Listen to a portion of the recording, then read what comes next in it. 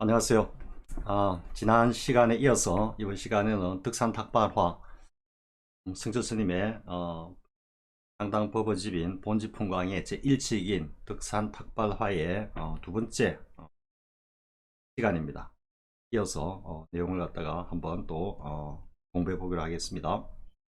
어, 지금 앞에 이제 수시까지 이야기를 했죠. 그리고 그 뒤에 다시 또 성저 스님의 상당 법어가 이어집니다. 자, 한번 보겠습니다. 옛부터 조사 가운데 영웅은 임재 스님과 득산 스님이라고 모두 말하니, 임재 스님과 득산 스님은 실로 천고의 큰 안목이라 이는 총림의 정론이다. 그중 득산 스님 밑에서 두 사람의 큰 제자가 나왔으니 암두 스님과 슬봉 스님이다. 이렇게.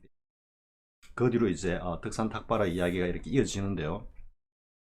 여기서 이제 임재 스님과 득산 스님 보면은, 득산 스님은 청원 행사, 청원 행사 스님으로부터 이렇게 법계가 쭉 이어지는데요. 그래서 천왕도로 이어지면서 용담숭신, 득산 스님의 어떤 그 깨달음의 기연에 대해서는 뭐 다른 영상에서도 자주 이야기했죠. 끝판은 노파 만나가지고 금강경에 자기가 금강경 초소를 들고 남방에 이은, 소위 말해서 그냥 일초직입 열애지라고 하는 선을 강조하는 이 마구니들을 모두 한 방에 그냥 부숴버리겠다라고 호호탕탕하게 내려왔는데, 뜻파는 노파 할머니한테 금강경에 현재신 불가득, 미래신 불가득, 과거신 불가득 한데, 어디에서 지금 그 마음을 점심 딱 찍어가지고 지금 점심을 들라느냐라는 그 소리에 그냥 말문이 막혀가 결국은 용담 중신 스님을 찾아가서 이제 거기서 깨치게 되죠. 그래서 이 득산 스님입니다. 근데 이제 득산 스님 밑으로 정말 그 두 분의, 지금 여기 이제 나오죠. 두 사람의 큰 제자가 나왔으니 암두 스님과 슬봉 스님이다, 이렇게 되죠. 그래서 암두 스님과 슬봉 스님은, 암두 스님은 뭐 앞에 영상에서도 이야기했지만 생이지지다, 날 때부터 거의 뭐 깨치고 나오신 분이다. 그래서 앙산 해적 스님과 함께 거의 뭐 투탑을 이룬다라고 볼 수 있는데요. 그런데 이제 그 이후로 그 후손들이 법이 융성하게 된 것은 슬봉 스님이죠. 슬봉 스님이 그 밑으로 보면은 운문 스님, 운문종의 개조이신 운문 스님을 필두로 해서 쭉 법계가 이어지면서 그 법기를 날렸죠. 이제 슬봉 스님과 이 암두 스님의 어떤 그 관계를 내 보면은, 슬봉 스님은 정말로 깨닫기 위해 가지고 뭐 아주 많은 노력을 하신 걸로 나오죠. 뭐 동산 스님을 갖다가 뭐 몇 차례 찾아뵙고, 또 어디를 또 몇 차례 또 찾아뵙고, 뭐 이래 아주 열심히 공부한, 그럼에도 불구하고 뭔가 이 공부가 잘 안 되는, 깨달음에 이르지 못하는 어떤 그런 상황이었는데요. 뭐 암두 스님은 이미 뭐 생이지지로 다 깨닫고 계신 그런 어떤 경지였고, 그래서 그런 일화가 있죠. 이제 두 분, 암두 스님과 슬봉 스님이 함께 행각을 하면서 뭐 오산, 중국의 오산이 어딘지는 모르겠습니다만 뭐 오산인가 그럴 겁니다. 오산 지역을 지나다가 여기서 이제 잠깐 쉬면서 두 스님이 이제 대화를 나누는데, 그러니까 암두 스님은 이미 깨달은 경지이기 때문에 뭐라 그럴까요? 공부에 대해서 딱 그렇게 뭐 이렇게 막 천착한다든지 막 깊이 참고한다든지 이런 어떤 경지는 아니었는데, 슬봉 스님은 아직까지 뭐 이 미혹한 게 남아있기 때문에 뭐 항상 참고를 하고 있었던 거죠. 그러다가 이제 암두 스님에게 이렇게 한마디를 합니다. 그러니까 득산 슬봉 스님이 뭔가 자기가 이제 공부가 좀 됐다라는 걸 갖다가 이렇게 드러내고 싶었던 거죠. 표현하고 싶었던 거죠. 네, 그러다 보니까 암두 스님에게, 지난번에 우리 득산 노장이, 즉 스승님이 내한테 한 방을 때렸는데 그때 뭔가 밑둥이 쑥 빠지는 듯한 그런 어떤 느낌이 들었다. 그러니까 뭔가 이게 공부에 진척이 있든지 뭔가 깨달은 거 관련이 있는 거 아닌가라는 식으로 이제 암두 스님에게 그 이야기를 했겠죠. 그래서 이제 거기서 뭐 어떤 이야기가 오갔는지 모르지만, 곧바로 그 답변이 나왔는지는 모르겠지만, 어떤 그런 대화 끝에 또 끝에 암두 스님이 이제 설봉 스님에게 이렇게 이야기를 하죠. 모름지기 온 천하가 나로부터 비롯되어 나와가지고 온 천하를 뒤덮어야지. 그래야 비로소 그나마 조금 맞다 할 수 있다. 그래야지 깨달았다. 확철되었다도 아니고 그렇게 모든 산하대지가 나로부터 나와가지고 그냥 온 누리를 뒤덮어야지. 그래야만 조금 맞다 할 수 있다. 라는 이 말씀에 설봉 스님이 화련대오를 하죠. 이 말을 이제 조금 구업을 짓자면은 그 설봉 늙은이가 때린 방망이로 네가 뭘 느꼈다 하라, 그런 거는 네 살림살이가 아니다 이거지. 모든 게 너 자신, 즉 자기 안으로부터, 이 안이란 말도 사실 표현이 좀 적당치 않습니다. 왜냐하면 그 전체가 곧 나이고 나가 곧 전체이기 때문에. 그래서 결국 안에서부터 나와서 산하대지를 뒤덮는다라는 이야기는 나와 산하대지가 전체가 하나가 된다, 이런 의미입니다. 거기서 이제 딱 화련대오를 하는 거죠, 설봉 스님이. 그래서 그 자리에서 이제 암두 스님, 그 자리에서 이제 암두 스님에게 절을 하면서 사형 덕분에 비로소 이 설봉이 오산에서 도를 이루었다라고 감사했다는 그런 일화가 있죠. 근데 이제 그 밑으로 설봉 스님 회하로는 문무 스님과 같은 어떤 그런 법제자들이, 법손이 융성하면서 어떤 법기를 날렸는데, 암두 스님은 보면은 밑에 제자 한 분 있는 걸로 나옵니다, 법계도로에 보면은. 그런데 뭐 그 뒤로 이제 이어지지는 않았죠. 대부분 보면은 이렇게 생이지지인 큰 스님들이 뒤에 이렇게 보면은 법손들이 잘 이어지지 않습니다. 암두 스님도 그렇고, 그리고 조주 스님도 그렇죠. 조주 종심 스님, 우리 이 선불교의 그 슈퍼스타인 조주 스님도 보면은 그 밑으로 뭐 제가자, 그러니까 벼슬을 한 관리 제자가, 관리 신분의 제자가 한 분 있었던가, 뭐 그 경지가 어떤지는 모르겠습니다만, 아무튼 법계도에 보면은 뭐 딱 그 다음 대 한 명 정도 있고 딱 끊어집니다. 그렇게 보면은 이 뭐 진짜 슈퍼스타인 조주 스님이나, 뭐 조주 스님도 거의 생이지지에 가까웠다고 볼 수 있죠. 사실은 그 남전 보원 스님을 찾아가 가지고 딱 한마디 할 때 벌써 보원 스님이 아유 저 호랑이 새끼가 왔구나 라는 걸 갖다가 바로 직감했을 정도였으니까요.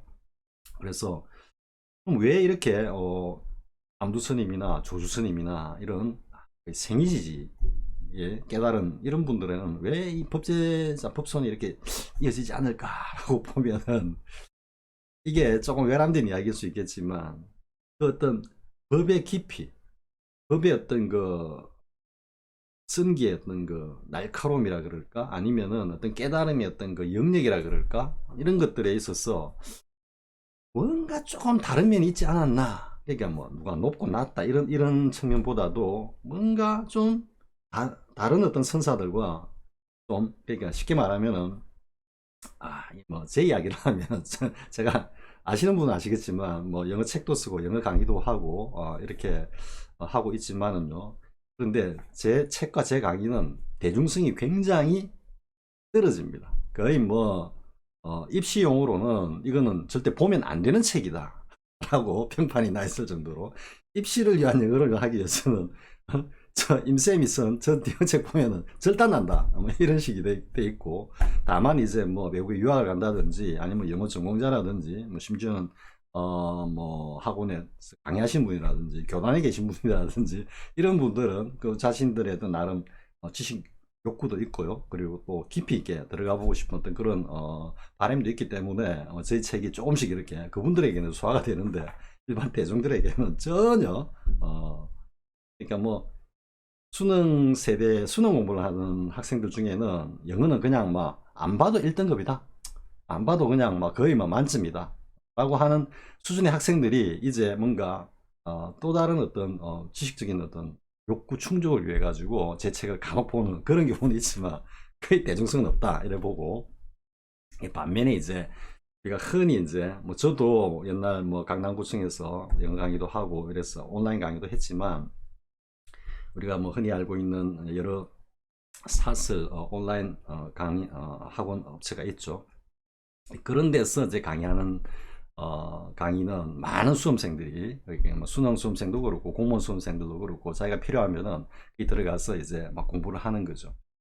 그런데 제 강의는 뭐 옛날 강남구청에서 강의했을 때 한 두 강의 정도는 상위권 수준 학생들과 뭐 대학생이나 영어 전공자들이나 이런 분들한테 호평을 받았지만 그 외에는 별 관심을 주목을 받지 못했습니다. 그래서 제가 왜 이야기를 하느냐 하면은, 그러니까 설봉 스님 같은 경우는 그 이후로 뭐 1500 대중을 거느리고, 우문 스님도 뭐 1000명의 대중을 거느리고, 이렇게 쉽게 말해서 수강생이 많았다는 이야기죠. 그런데 조수 스님이나 암두 스님 같은 경우는 그런 어떤 수강생들이 거의 없었다라는 거죠. 왜냐하면은 그 어떤 성기의 날카로움도 그렇고, 법기의 어떤 법의 깊이도 그렇고, 이런 것들이 그냥 막 당시로서도 보통 수준의 어떤 그런 학성, 그러니까 납자들로서는 그것을 갖다가 수용하고 감내하기가 굉장히 좀 힘겨운 어떤 그런 수준이었지 않았을까. 그래서 이렇게 불송 법맥이 이어지지 않고 있다. 자, 그러면 여기서 다시 한번 제가 성철 스님 말씀을 안 드릴 수가 없죠. 성철 스님도 법제자가 지금 없으시죠. 스스로 인가를 한.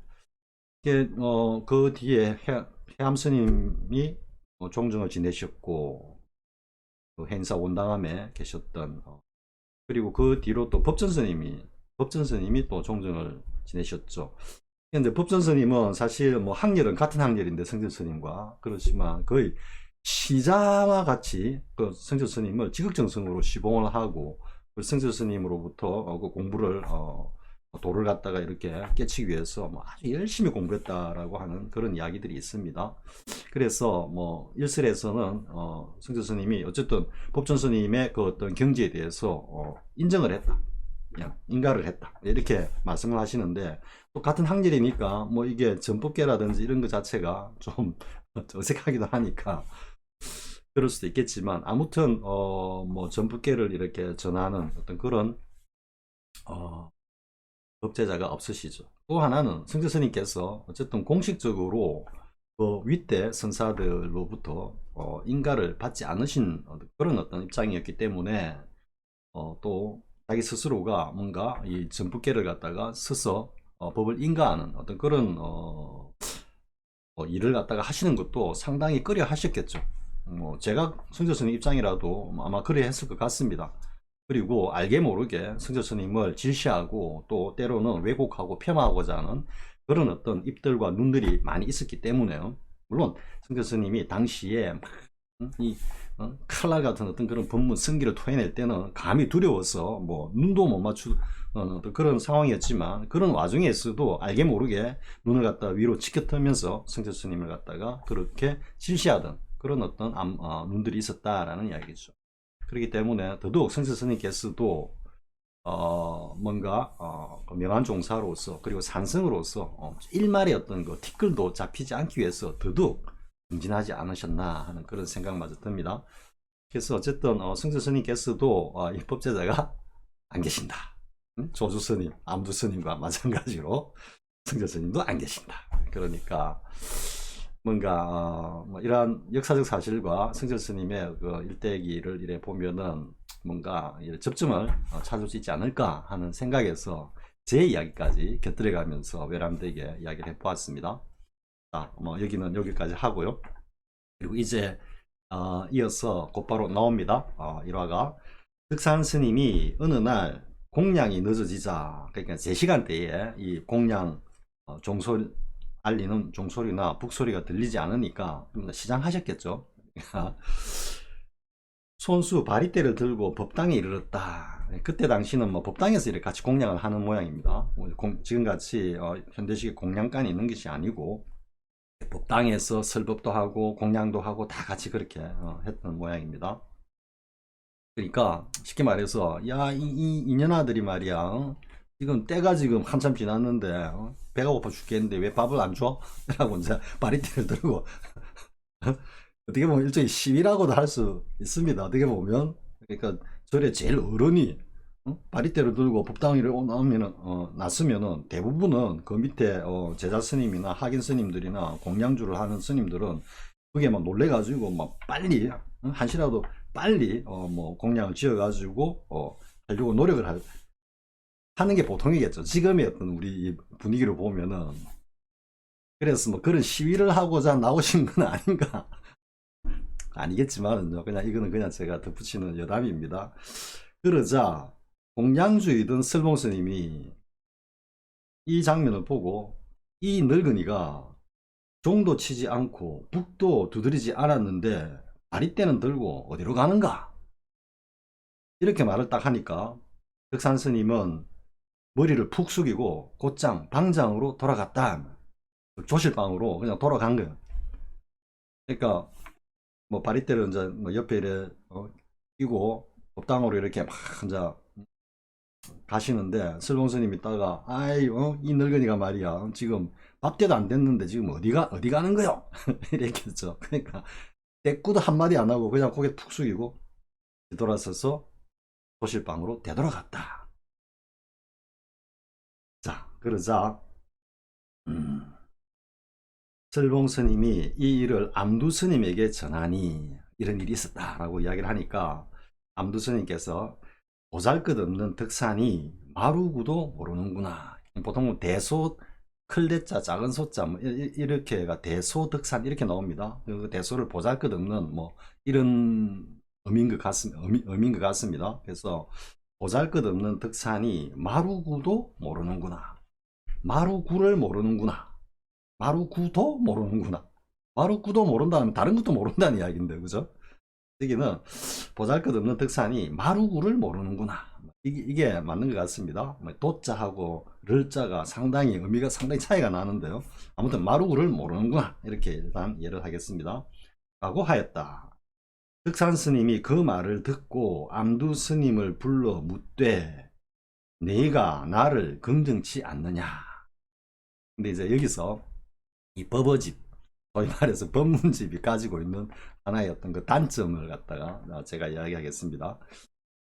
제가 앞에서도 뭐 이야기를 했지만 우리 그 임재스님의 깨달음의 어떤 기원을 이야기하면서 임재스님이 이제 그 스승이신 황벽 스님에게 세 번을 찾아가지고 그 목주도명 스님이 이제 가봐라 해가지고 뭐 처음 가서 20방 맞고 그 다음 가서 또 20방 맞고 나오고 하니까 이제 막 이제 그만 안 가겠다고 하는 거를 목주도명 스님이 그래 3세분이잖아 한번 더 가봐 해가지고 갔는데 역시 세 번째도 20방 몽둥이만 흠씬 두드려 맞고 이제 나와가지고 쫓겨나니까 이제 스님이 이제 목주도명 스님에게 찾아와서 나 여기서 이제 더 이상 공부 못하겠다고 떠나겠다고 하니까 목주도명 스님이 이제 황벽 스님한테 가서 갈 때 어디로 갈지 길을 좀 이렇게 인도해 달라고 부탁을 하죠. 그러니까 이제 그냥 팽하니 떠나려고 하는 거를 목주도명 스님이 임재 스님 딱 멱살 잡아가지고 그래도 어른 스님에게 인사는 하고 가야지 하고 이제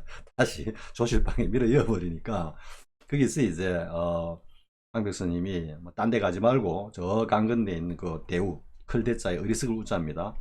그래서 대우 스님에게 찾아가라 하니까 이제 대우 스님한테 가죠. 그러면서 그 바로 밑줄에 짠 하고 대우 스님 앞에 임재 스님이 딱 나타납니다. 여기서 이제 여러분들이 조금 어록집이 버버집이 가지고 있는 이런 어떤 그 시간상의 어떤 그 난맥상이라 그럴까요?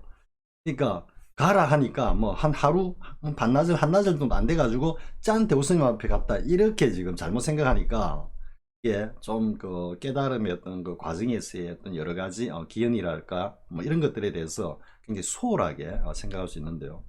사실은 가라 했을 때 이제 대우스님을 찾아가는데 그게 만약에 서울 부산 정도 거리라면은 어느 정도 걸리겠습니까? 최소한 걸어가면 한 달 정도 걸리겠죠.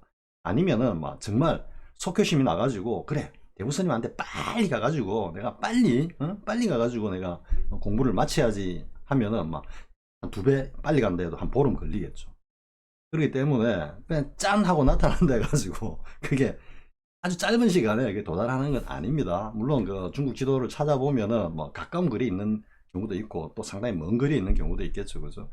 근데 아무튼 그 며칠, 뭐 적어도 며칠은 걸렸겠죠. 뭐 길면 뭐 한두 달 걸렸을 수도 있겠고. 가는 동안에 어떻게 됩니까? 가는 동안에 임재 스님이 그렇게 생각을 하겠죠. 뭐 다른 생각할 게 없죠. 공부하러 나가 머리 깎고 중일의 스님이 되었는데 그리고 공부한다고 한답시고 열심히 한답시고 진짜 했는데 스승이라고 하는 황벽이 그냥 방망이로 60방 때리기만 하고 하니까 길을 가면서도 그 생각만 하는 거죠. 소위 말해 이제 참구를 하는 거죠. 아니 조사 스레이를 불법에 대의를 물었는데 저 늙은이가 왜 내를 때리기는 왜 때려? 이게 하나의 화두가 된 거죠. 그러니까 뭐 다른 일을 가다가 다른 풍경을 구경하다가도 문득 생각이 나면 막 짜증이 올라오면서 막 이 분기가 올라오는 거죠. 그놈은 늙은이 이렇게 하면서 그러니까 이게 가는 동안에 딱 참구가 된 겁니다. 어떤 때는 의식적으로 참고를 했다가 어떤 때는 뭐 그냥 무의식으로 든지 뭐 다른 생각 다른 풍경을 보고 있으면서도 그게 이제 잠재되어 가지고 더욱더 농해지는 거죠. 안으로. 그래서 닦아가지고 대우스님이 이제 이 애송이야 그 황백스님이 너를 위해서 고구정령 정말로 친절하게 그렇게 지도를 해주셨는데도 아직도 모르겠단 말이냐? 이 애송이야 하는 소리에 팍 깨죠. 그러니까 그 의단으로 똘똘 뭉쳐가지고 거의 타승일핀으로 되었고 거의 뭐 은산철벽에 갇혀 있는 그런 어떤 그게 대우스님의 그 말 한마디가 그냥 들어오면서 산산조각이 나면서 자기가 알고 싶었던 불법의 대의가 뭔지를 알았죠. 그래놓고 나니 김재선님이 알고 보니 뭐 황벽 불법 별거 아니네 이런 식으로 이야기할 정도로 그러니까 그 어떤 그 과정이 상당한 시간이 걸린다 이런 말입니다. 여기서 이제 또 보겠습니다. 제가 왜 이런 이야기를 하냐면 자 설봉스님이 이 일을 암두스님에게 전하니 암두스님이 보잘것없는 덕산이 마루구를 모르는구나 하였다. 덕산스님이 그 말을 듣고 암두스님을 불러 묻되 이랬죠.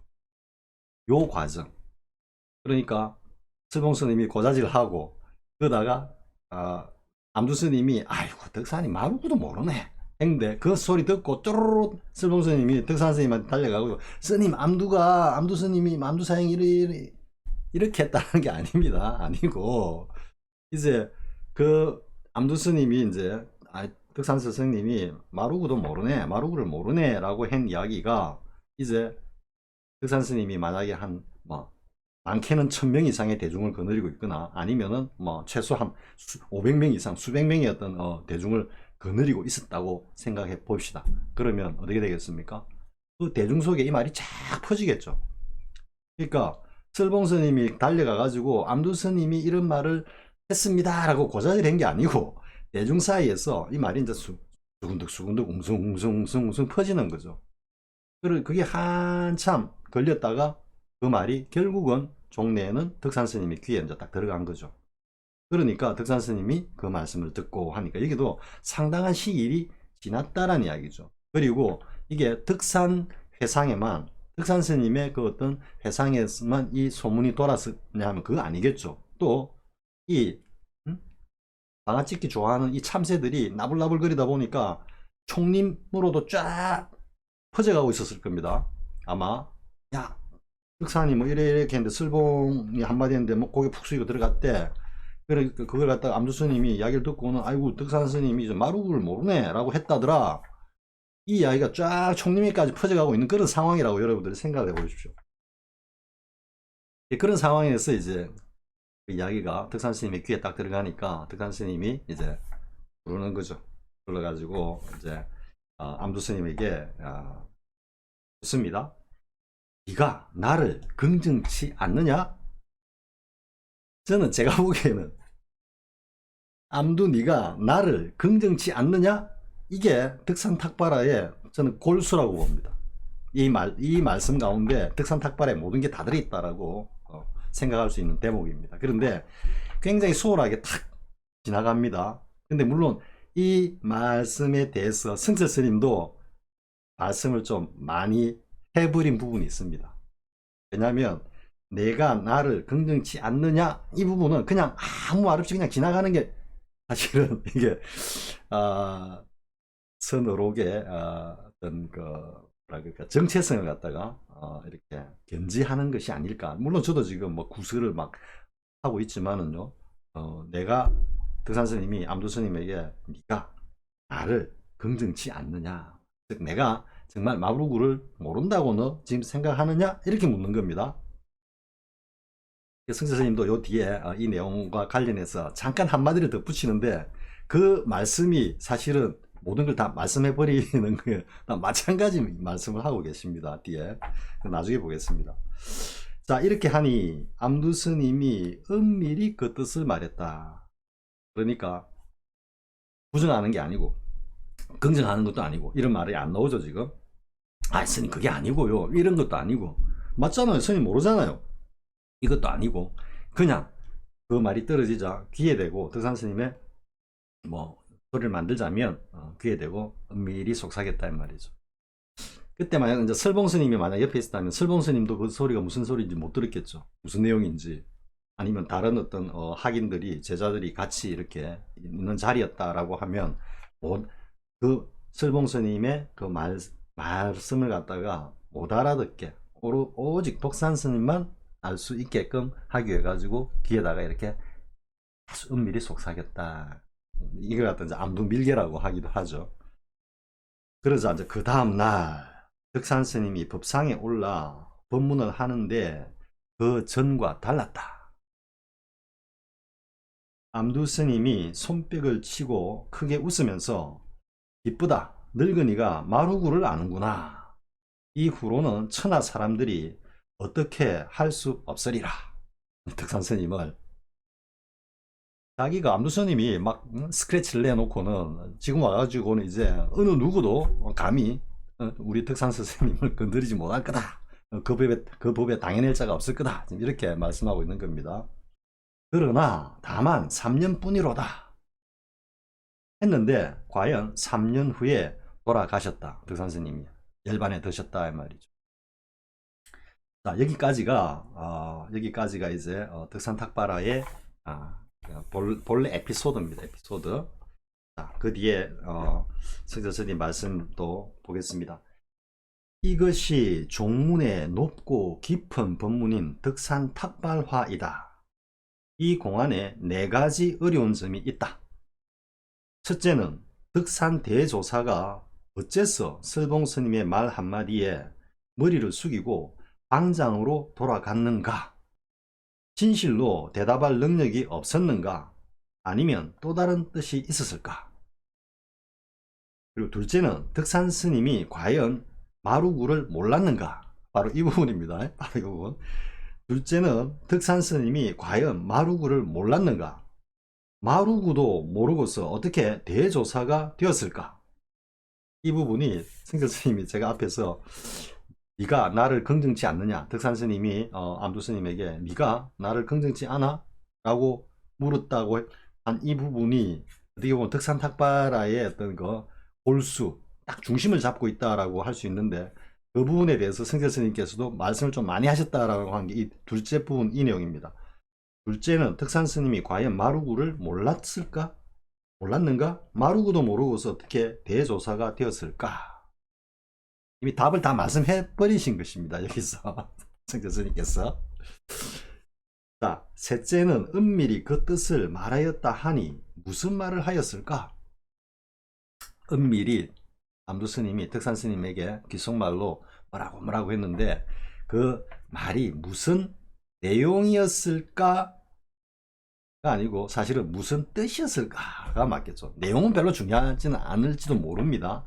그러니까 그 말에 담긴 뜻, 무슨 뜻으로 그런 어떤 행동을 했을까? 그리고 넷째는 덕산 스님이 암두 스님의 가르침에 의해 마루구를 알았으며 또 그 수기를 받았을까? 그러면 암두 스님이 덕산 스님보다 몇 배나 훌륭하였단 말인가?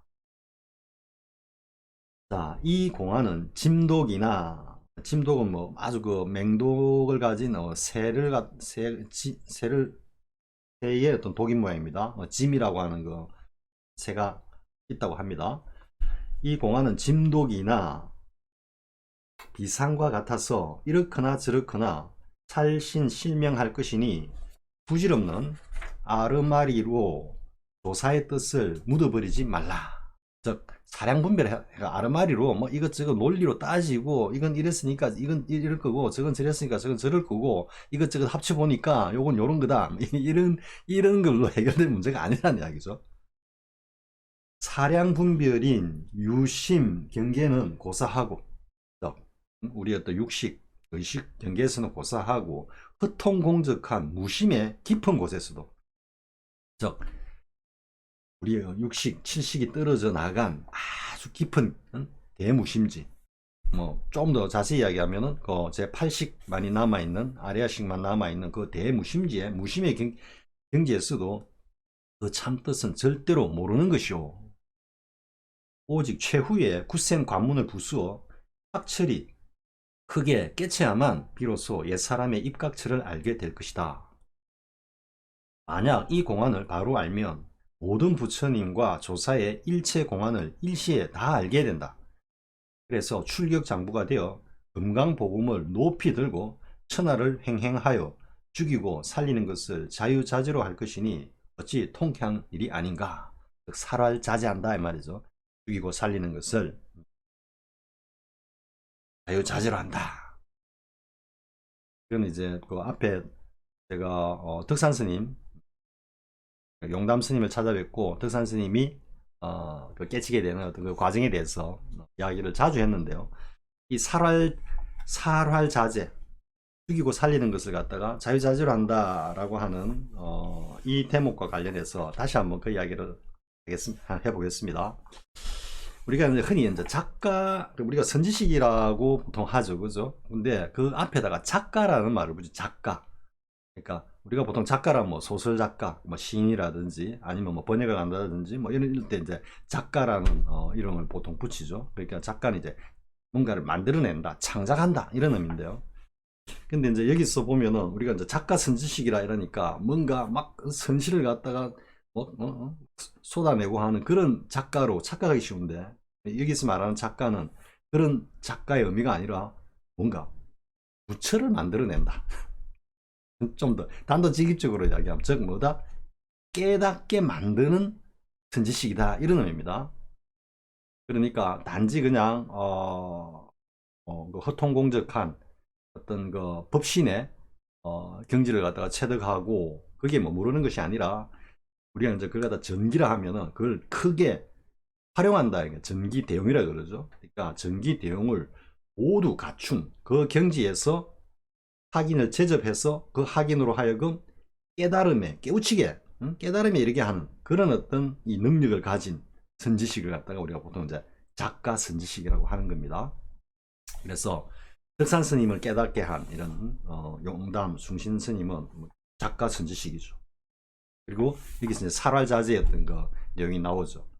그러니까 앞서 이제 노파에게 한 방 얻어맞고, 그리고 이제 뭡니까, 금강경 초소, 자기가 금강경만큼은 내가 당대 제일이고 어떻게 보면 부처님보다 내가 금강경을 더 잘한다 라고 하는 그 호탕탕한 막 아만이 충천한 그 어떤 입장에서 그냥 노파한테 한 방명에 두드려 맞고 결국은 용담 숭신 스님을 찾아뵙죠.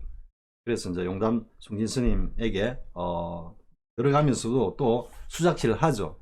뭐 여기가 뭐 용이 사는 연못이라고 알고 왔는데 보니까 뭐 용은 없고 뭐 낡아 빠진 연못 하나만 있네 뭐 이런 식으로 하니까, 영담 숭신 스님이 딱 보니까 애송이 하나가, 철부지 하나가 그냥 호기만 가지고 와서 주술거린다 싶으니까 막 대꾸도 안 하고, 그래 자네가 여기 용담에 잘 왔네 이렇게 이제 받아치고는 또 장면이 쫙 바뀌죠. 바뀌면서 곧바로 용담 스님 곁에 이제 입시를 하는 덕산 스님이 딱 장면이 나오죠. 역시 아니죠. 이게 뭐 기록을 정확히 찾아보면은 뭐 확인이 되겠지만, 그 용담 스님을 찾아뵌 그날 저녁에, 밤에 곧바로 그 숭진 스님을 갖다가 용담 스님을 갖다가 참배를 하고 도실방에서 이 뭐 대담이 이루어졌는지, 아니면은 며칠 그 용담선원에서 묵으면서, 용담사에서 묵으면서 뭐 이렇게 시간을 보고 며칠 지났어 입시를 해가지고 대화를 하는 건지, 저는 일단 후자 쪽으로 보통 봅니다. 그러니까 뭐 덕산 스님이 뭐라 그럴까요, 우리 앞에서도 뭐 임재 스님의 어떤 거 대우 스님을 찾아가는 그 기간 뭐 이런 것도 이야기를 했지만은, 덕산 스님이 어쨌든 그 일정한 텀을 가지고 시간을 가지고 뒤에 용담 스님을 갖다 칭견했다 이렇게 보면은 그 시간 동안 뭘 했겠습니까? 이 노파가 한 이야기 있죠. 그러니까 과거신 불가득, 현재신 불가득, 미래신 불가득. 도대체 이게 뭐냐 이거죠. 그러니까 뭐 우리가 흔히 이제 이렇게 이해를 하죠. 다른 영상에서도 이야기를 했지만 그 금강경의 그 부분을 흔히 이렇게 얘기를 하죠.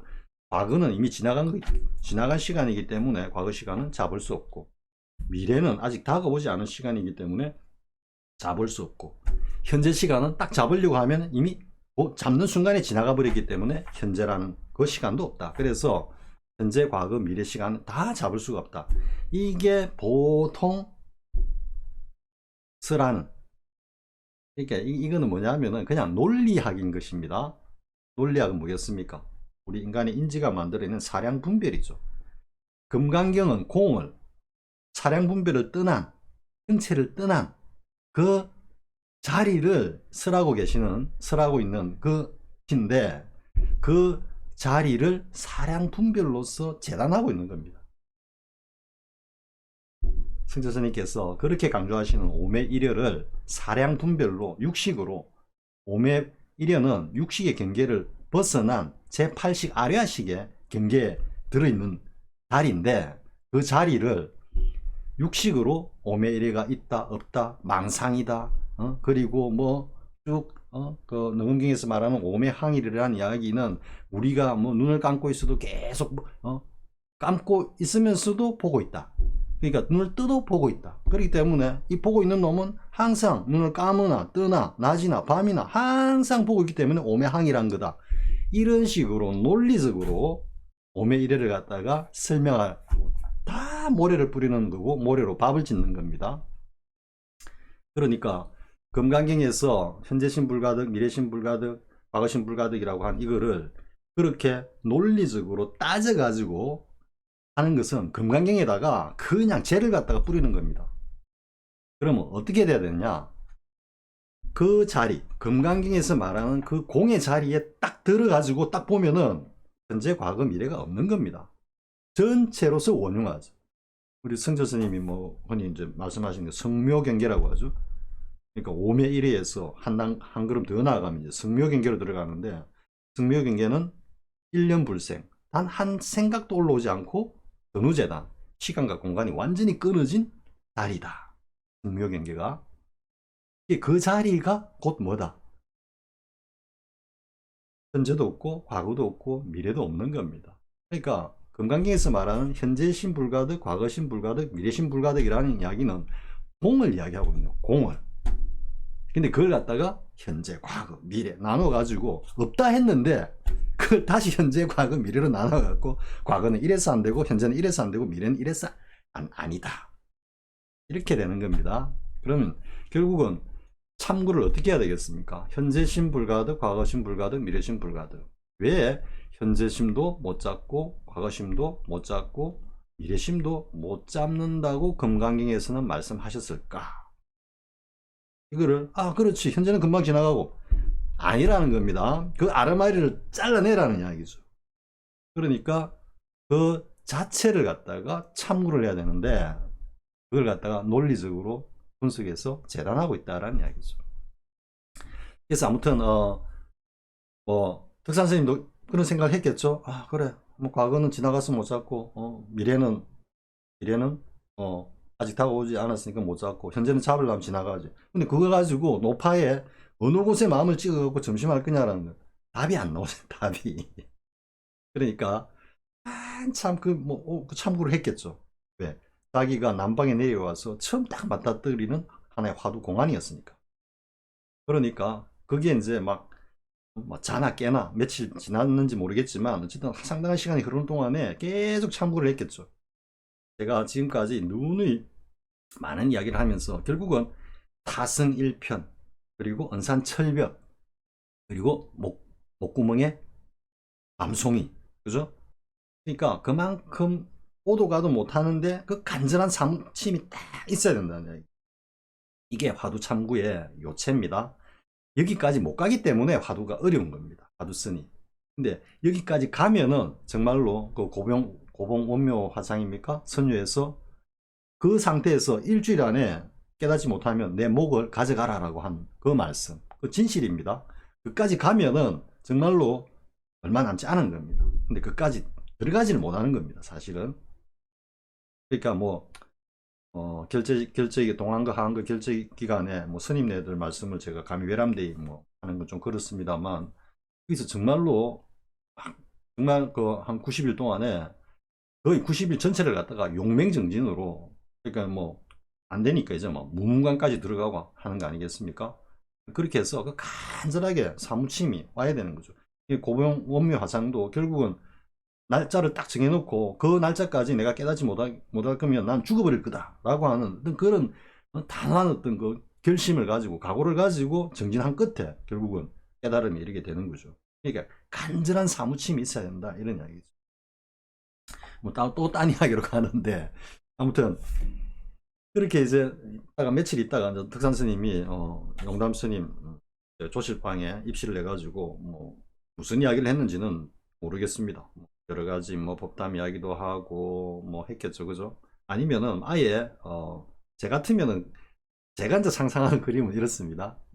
용담 스님이 정말로 덕산 스님한테 한 방망이를 줘가지고 보니까 그릇은 그릇인데, 그렇죠. 뭐 금강경을 갖다가 그 정도 초소로서 자기가 천하제일이라고 자부할 정도 같으면은 이게 법기는 법기거든. 덕산 스님. 그 용담 스님도 딱 보니까 아, 이 친구가 뭐 어쨌든 법기는 법기다 싶었던 게, 그러니까 이제 덕산 스님은 한번 이제 죽이고 살리고 살알의 거, 그 살인근과 활인도를 갖다가 한번 꺼내갖고 이제 휘두르는 그 이제 과정, 장면이 지금 그 뒤에 이야기인 겁니다. 그러니까 뭐, 저 같으면은 그냥 오전에 딱 입실시켜 놓고 깜깜해질 때까지 아무 말도 안 하는 겁니다. 가만 앉아 좌선에, 좌선만 하고 있는 겁니다. 영남스님이 딱 앉아가지고. 그러면 덕산 스님은 그때까지 좌선이 뭔지 모르겠습니다. 해봤는지 안 해봤는지 모르겠습니다만. 그럼 영남 스님이 딱 이래 좌선하고 계시면은 덕산 스님 어떻게 해야 되겠습니까? 뭐 자기도 뭐 두리번 거리다가 뭐 할 수 없이 앉아 있어야겠죠. 뭐 똑같이 흉내라도 내고 앉아 있어야 되겠죠. 제가 앞에 그 육조단경인가 그래서 할 때 제가 중학교 2학년 때 그 부산에, 아마 지금은 그 절 이름 이야기해도 되겠습니다. 부산에 보타원이라고 있습니다. 서대신동에. 그때 가가지고 고암스님 친견하고 법공양을 하는데 막 눈치 봐가면서 안 틀리려고 막 눈치 봐가면서 한 어떤 그런 모습이라 그럴까요? 그때는 정말로 모든 게 어디에 집중되어 있겠습니까? 오로지 스님들의 그 법공양 하시는 그 어떤 하나의 순서와 동작, 그것에 다 몰입되어 가지고 다른 건 아무도 생각 안 하는 겁니다. 틀리지 말아야지, 틀리지 말아야지, 그리고 무사히 이걸 잘 끝내야지 하는 그런. 그러니까 영남 스님이 딱 앉아가지고 좌선은 만약에 뭐 한 7, 8시간 뭐 아침부터 시작해가지고 공양 시간만 빼고 막 계속 앉아있다 생각해 봅시다. 그러면 그 선생님도 뭐 계속 흉내라도 내고 앉아있어야 되겠죠. 온 줄이가 틀리겠죠. 틀리면서 뭐 할 거라고는 오로지 그 과거신 불가하듯 현재신 불가하듯 미래신 불가하듯 못봐 생각밖에 안 날 겁니다. 그게 대해서 한 말씀 또 묻고 싶은 거죠. 영담 스님에게 혹시 영담 스님 무슨 답이라도 해주실 수 있을까, 해주시는가 싶어가지고. 그래갖고 이제 밤이 이제 깊어가지고 됐는데 영담 스님이 덕산 스님 보고 아, 밤이 깊었는데 왜 처소로 돌아가지 않고 이렇게 앉아 있어? 이래 되면 어떻게 되겠습니까? 한 말씀 드려야지 하고 뭐 한 10시간 이상을 갖다가 그렇게 벼르고 조르고 있었던 그 마음이 어떻게 되겠습니까? 훅 무너지겠죠. 뭔가 훅, 이게 그 말이죠. 살인금 한번 싹 잘라내는 겁니다. 그러면서 한번 무너뜨리죠, 전체를.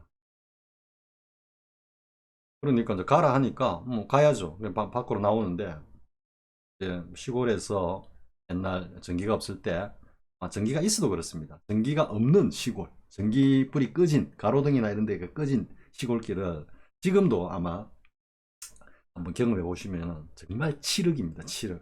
아무것도 안 보입니다.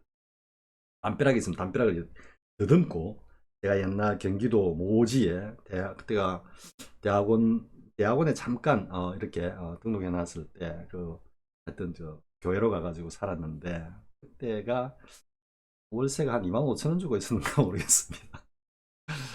했는데 15,000원인가 25,000원인가 하여튼 주고 있었는데 그때는 이제 뭐 흡연도 할 테니까 할 때이니까 밤에 갑자기 준비가 안 됐는데 밤이라 해봤자 한 저녁 한 8시 9시밖에 안 되는 겁니다. 가게는 한 2, 300m 이렇게 나가면은 가게는 어차피 자신들도 잠자기 전까지는 가게를 열어 놓는 거니까 그까지 이제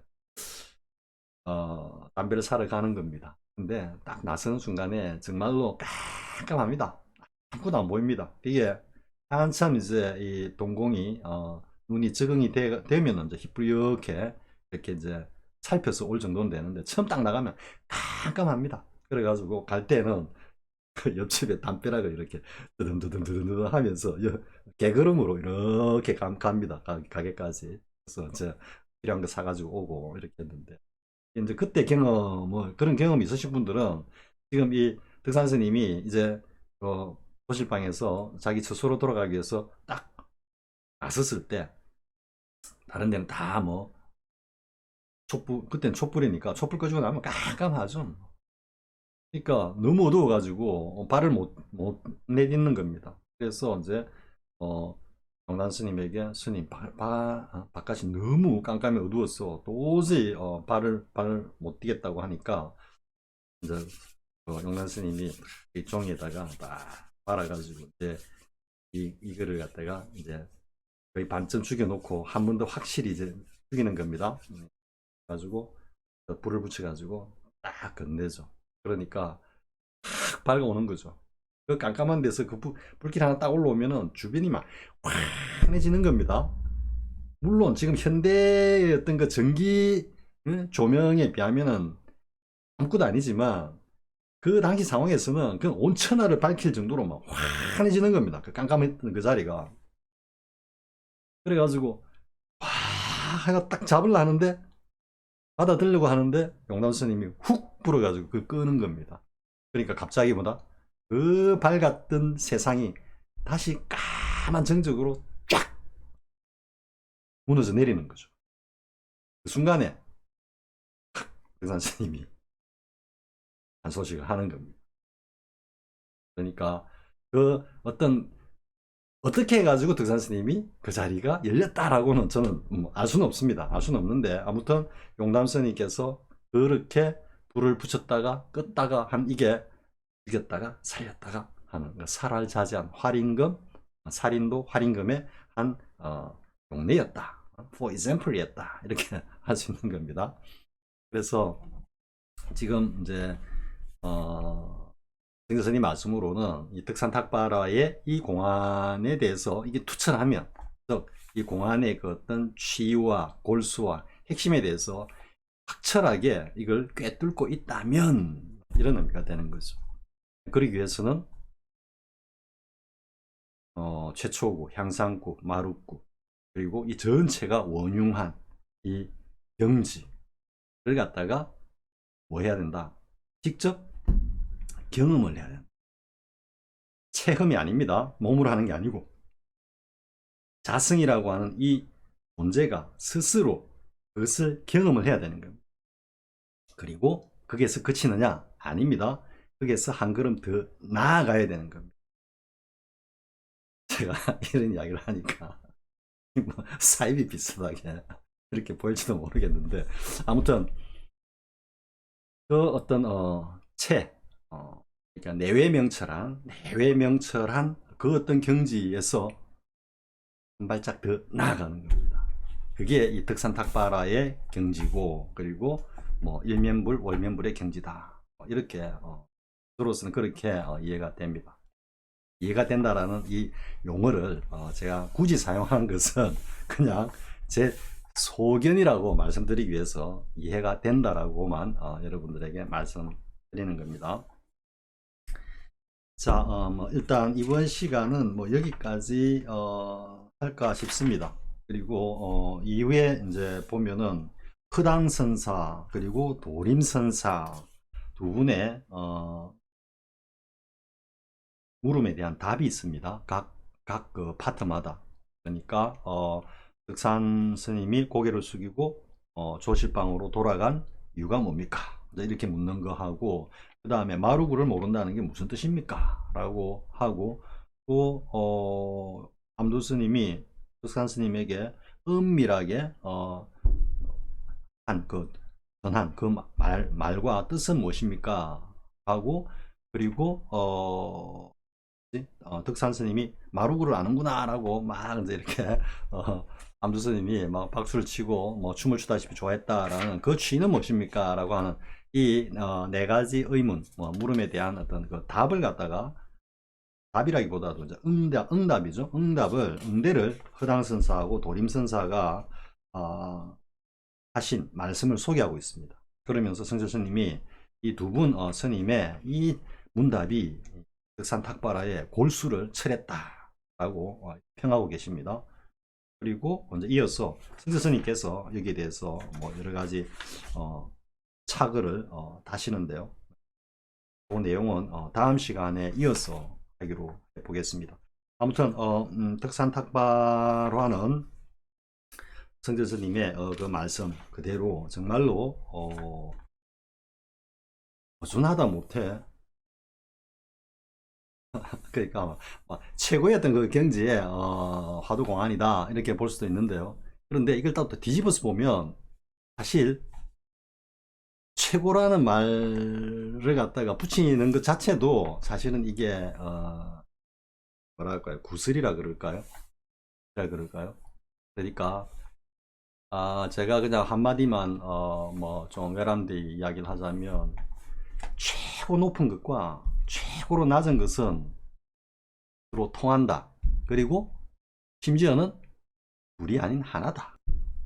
이렇게 여러분들한테 이야기하고 싶습니다. 이야기를 마지막으로 이 시간 마치고 다음 시간 이어서 또 보기로 하겠습니다. 자, 수고하셨습니다.